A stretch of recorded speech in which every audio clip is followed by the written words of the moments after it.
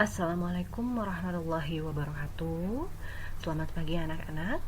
Nah, mungkin kemarin kita sudah membahas mengenai apa itu perang dingin gitu kan, sampai pada ada NATO, ada Pakta Warsawa gitu kan. Nah, di situ. Nah, untuk itu sekarang kita masuk kepada pembabakan ya, perang dingin bagian 2 yang akan dijelaskan oleh Ibu atau kelanjutan dari pembahasan yang minggu kemarin. Untuk itu sekarang kita lebih fokus kepada konflik-konflik yang terjadi atau penguasaan-penguasaan yang terjadi yang dilakukan oleh persaingan-persaingan yang dilakukan oleh Amerika Serikat dan Uni Soviet. Yang pertama adalah adanya masalah yaitu di Jerman. Ada konflik Berlin. Mungkin kalian lihat di sini anak-anak pada naik ke wilayah ini disebut sebagai tembok Berlin namanya ya. Ini tembok Berlin. Tembok Berlin itu apa sih Bu gitu kan? Apa sih tembok Berlin? Kenapa anak-anak ini kok bisa main-main seperti ini gitu ya? Apakah ada masalah gitu? Apa yang melatar belakangi adanya tembok Berlin tersebut? Ini ada sejarahnya. Kenapa adanya tembok Berlin? Di sini ada Jerman ya, ada Jerman Barat, ada Jerman Timur. Ya, ini ada Jerman Barat, ada Jerman Timur. Nah, wilayah-wilayah Jerman ini itu dikuasai oleh Amerika Serikat dan Uni Soviet gitu. Nah, nih Perang Dunia II. Mungkin kalian kan sudah pernah Ibu jelaskan pada masa Perang Dunia II bagaimana ketika itu Jerman gitu kan ingin melakukan kekuasaannya gitu, ingin meluaskan kekuasaannya sampai ke wilayah Uni Soviet gitu kan, yang dipimpin oleh Adolf Hitler gitu kan. Adolf Hitler itu mereka itu ingin melakukan invasi itu ke wilayah sini, wilayah Eropa bagian timur, terus mereka masuk ke wilayah Uni Soviet. Uni Soviet yang mereka duduki itu adalah tidak semua wilayah Uni Soviet, tapi hanya wilayah bagian sini kan. Ibu pernah bilang di sini serang ke sini, yang dilakukan disebut sebagai perang Barbarossa ketika itu. Nah, mereka melewati sini hingga akhirnya mereka sampai ke wilayah Uni Soviet. Ternyata oleh Uni Soviet diserang balik kan, hingga akhirnya sini Adolf Hitler itu kalah gitu kan. Dan sini akhirnya Uni Soviet ini menguasai wilayah Eropa bagian timur, hingga akhirnya Jerman Timur dikuasai oleh Uni Soviet. Kenapa Bu Jerman Barat tidak dikuasai oleh Uni Soviet? Karena Jerman Barat sudah dikuasai oleh Amerika Serikat atau blok sekutu ya kan, ngerti ya, oleh blok sekutu. Akhirnya ketika wilayah Jerman Barat sudah secepatnya dikuasai oleh sekutu, yaitu Inggris, Prancis gitu kan, Belanda, dan yang paling terpenting adalah Amerika Serikat. Akhirnya Jerman Timur dikuasai oleh yang namanya Uni Soviet gitu. Akhirnya di sini yang menyebabkan Jerman Timur ketika itu berhaluan komunis karena ideologinya sudah masuk ke Jerman Timur gitu. Oke, mungkin kalian pernah Ibu terangkan Adolf Hitler gitu kan, yang kumisnya ini baplang, terus dia mengatakan bahwa German über alles. Nah, itu adalah Adolf Hitler ya. Dia itu mendapatkan penghargaan atas keberanian di Perang Dunia Pertama. Wah, jelas Adolf Hitler itu menang pada masa Perang Dunia Pertama. Mungkin waktu itu dia masih menjadi bawahan atau tentara bawahan. Ketika pada masa Perang Dunia II, beliau sudah menjadi kanselir Jerman gitu kan. Nah, yaitu menjadi pemimpin Nazi, akhirnya menjadi pemimpin Nazi, terus menjadi kanselir. Nah, ini kan kemudian digabungkan perannya dengan presiden menjadi Führer atau pemimpin Jerman. Memajukan ekonomi Jerman yang porak-poranda pasca Perang Dunia Pertama. Nah, ini kan pernah Ibu bilang bahwa adanya namanya Perjanjian Versailles. Perjanjian Versailles itu menyebabkan perekonomian Jerman itu sangat menurun. Ketika lahirnya Adolf Hitler menjadikan semua orang-orang Jerman itu jadikan sebagai tentara Jerman atau tentara Nazi. Padahal ketika itu dalam perjanjian Versailles setelah Perang Dunia Pertama, itu Jerman itu tidak boleh gitu ya, tidak boleh memiliki angkatan perang. Tetapi adanya Adolf Hitler ketika itu, akhirnya Jerman memiliki angkatan perang. Oke, memajukan ekonomi Jerman yang porak-poranda, mendorong industri Jerman antara perusahaan otomotif rakyat Jerman atau Volkswagen, menaklukkan Austria, Polandia, dan Rusia, semua karena strategi dari Hitler tadi kan. Kenapa terjadinya Perang Dunia II? Karena Jerman itu kan tidak boleh gitu kan, tidak boleh melakukan invasi ke wilayah negara lain. Tapi ketika timbulnya Perang Dunia II, gara-gara apa? Gara-gara Jerman melakukan invasi ke Polandia. Masih ingat ya pada masa Perang Dunia II? Coba kalian perhatikan lagi. Oke, Nah, ini Holocaust. Nah, Holocaust adalah penyiksaan dan pembantaian terhadap sekitar 6 juta orang Yahudi oleh rezim Nazi dan kolaboratornya secara sistematis, birokratis, dan disponsori oleh negara. Kenapa orang Jerman? Kenapa Hitler tidak suka dengan orang Yahudi? Karena Hitler memiliki rasa balas dendam, rasa yang amat-amat balas dendam terhadap orang Yahudi. Ayahnya orang Yahudi. Dia sangat dibenci oleh ayahnya. Dia sangat diremehkan oleh ayahnya hingga akhirnya dia pun mau bunuh diri. Ingat, ibu pernah bercerita Adolf Hitler pernah mau bunuh diri. Ketika itu dia sudah berdiam diri di rel kereta, tapi akhirnya ada yang menyelamatkan Adolf Hitler. Dia sangat benci dengan orang Yahudi karena memang latar belakang ayahnya pun orang Yahudi seperti itu. Nah ini gitu kan, di sini ada Uni Soviet gitu kan. Uni Soviet ini yang warna merah itu adalah komunis, blok komunis, yang biru Prancis gitu kan. Terus yang warna ini adalah UK. Nah ini wilayah-wilayah komunis Prancis dan wilayah Eropa bagian barat sini ya, Eropa bagian barat, Eropa bagian timur ke ini sampai wilayah Uni Soviet. Nah, berikutnya Jerman Barat dan Jerman Timur. Oke. Setelah Perang Dunia II, seluruh wilayah Jerman diduduki oleh sekutu dengan tujuan untuk menghancurkan Jerman. Pada tahun 1948 terjadi perselisihan antara negara sekutu yang menduduki Jerman dan menyebabkan Jerman dibagi menjadi dua. Nah, kan Ibu bilang bahwasannya Uni Soviet itu baru sampai menduduki yang asalnya tadi penyerangan balik dari Uni Soviet gitu kan, hingga akhirnya dia sampai ke wilayah Jerman, tapi Jermannya hanya Jerman Timur karena Jerman Barat sudah diduduki oleh wilayah negara-negara Eropa atau yang disebut sebagai blok sekutu. Di sini ada Inggris gitu kan, ada Amerika Serikat dan juga ada Prancis gitu kan. Di sini ada Inggris sudah menguasai wilayah Jerman di sini. Di sini ada juga Amerika Serikat sudah menguasai wilayah Jerman bagian selatan ya.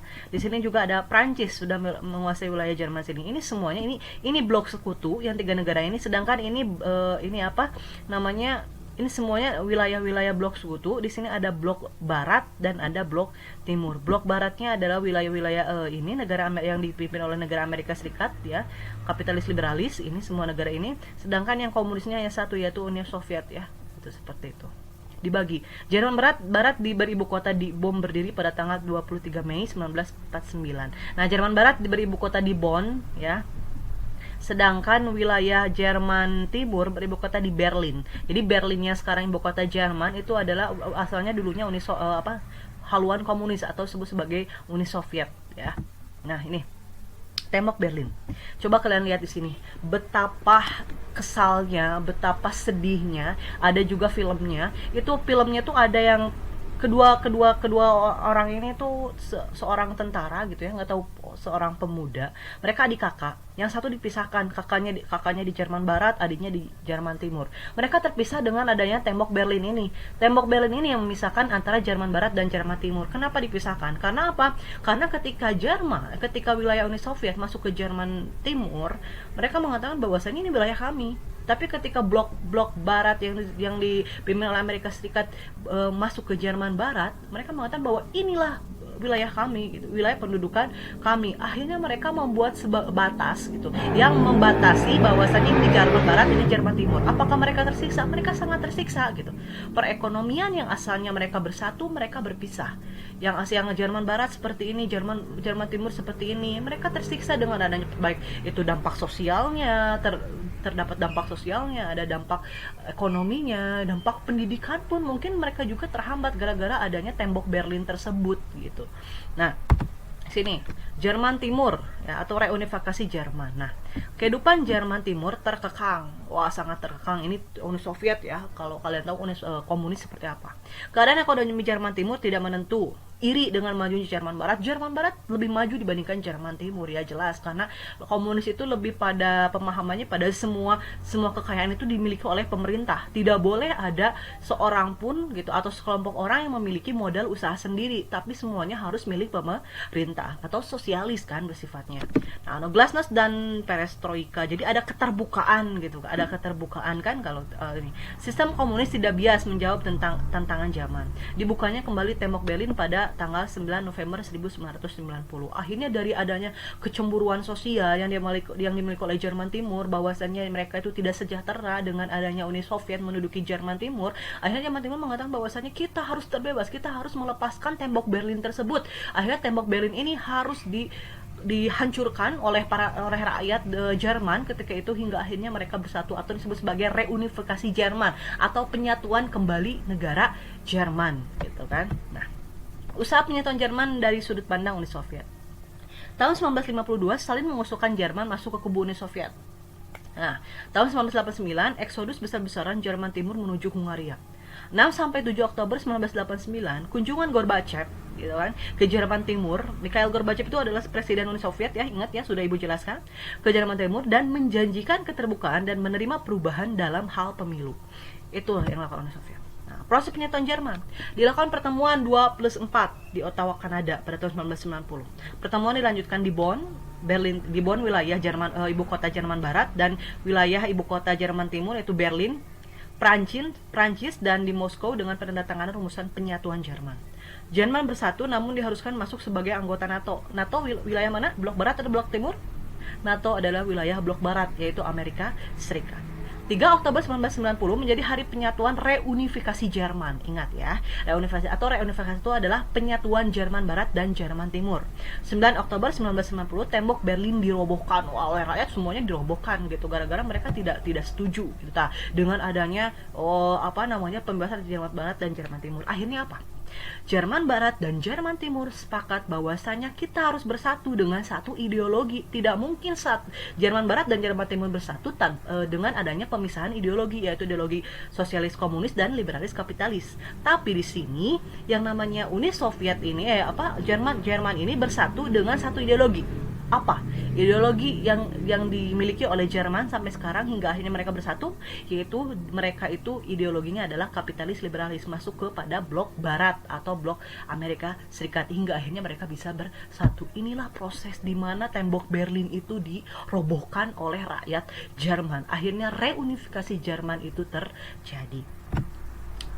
Masalah yang timbul setelah Jerman bersatu, ada kesenjangan ekonomi, ada perubahan peta politik Eropa Timur yang condong ke Amerika Serikat ya. Ingat ya, condong, orang-orang Eropa lebih condong ternyata ke Amerika Serikat gitu kan. Nah, kekhawatiran akan bangkitnya kekuatan Jerman gitu ya, kan asalnya mereka berpisah, akhirnya mereka bersatu dengan asalnya pada Perang Dunia I, Perang Dunia II terus bangkit gitu kan. Akhirnya ada kekhawatiran gitu bahwa kekuatan Jerman akan seperti ketika adanya Adolf Hitler, seperti itu. Oke, yang kedua adalah berebut pengaruh di luar Eropa gitu kan. Selain adanya hal-hal yang kemarin, ada NATO, ada Pakta Warsawa, ada yang lain-lain. Nah, yang paling penting adanya perang dingin adalah berebut pengaruh di luar Eropa. Mereka mengatakan bahwasannya kami gitu kan ingin ideologi kami itu dimiliki oleh negara-negara lain di luar Eropa, bukan hanya di Eropa saja. Salah satunya adalah di Korea gitu kan, ada di wilayah Vietnam gitu kan, terus ada juga wilayah Khmer atau Kamboja gitu kan, ada juga di wilayah Kuba yang negaranya itu ada kecil tengah di Amerika Serikat, itu wilayah negara Kuba yang dulunya dipimpin oleh Fidel Castro gitu kan. Nah, ini wilayah-wilayah ini ingin dipengaruhi oleh ideologi komunis dan ideologi liberalis kapitalis atau blok Barat dan blok Timur. Yang pertama adalah Perang Korea tahun 1950 sampai 1953. Ini ada bendera Korea Utara, ini ada bendera Korea Selatan. Ada yang pernah lihat foto tokoh ini? Ini adalah tokoh-tokoh penting pada masa Perang Korea ya. Ini ada Presiden Korea Utara yang disebut sebagai Kim Il Sung. Ini ada Presiden Korea Selatan yang disebut sebagai Syngman Rhee ya. Nih, ini adalah Kim Il Sung, ini Syngman Rhee. Nah, kedua negara ini ketika itu pecah perang, terjadi Perang Korea. Korea Utara itu dibantu oleh yang namanya komunis atau Uni Soviet, sedangkan Korea Selatan itu dibantu oleh Amerika Serikat yang berhaluan kapitalis liberalis. Wow, perang dingin terjadi dan dilakukan selain di wilayah Eropa yang Jerman Barat, Jerman Timur itu ternyata di Asia pun juga dilakukan yang namanya penanaman ideologi dua negara tersebut. Nah, oke, lihat di sini.